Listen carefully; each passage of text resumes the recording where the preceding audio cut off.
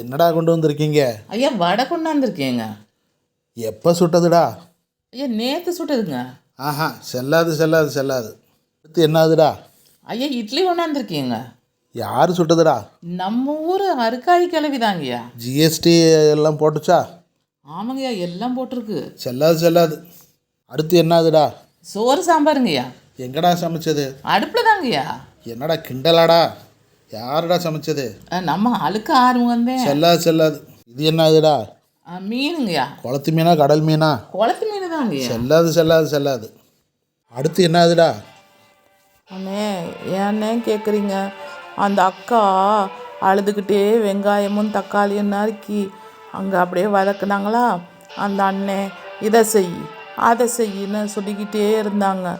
அந்த அக்கா அழுதுகிட்டே ஒவ்வொரு சாமானாக எடுத்து போட்டு சமைக்க ஆரம்பித்தாங்கண்ணே.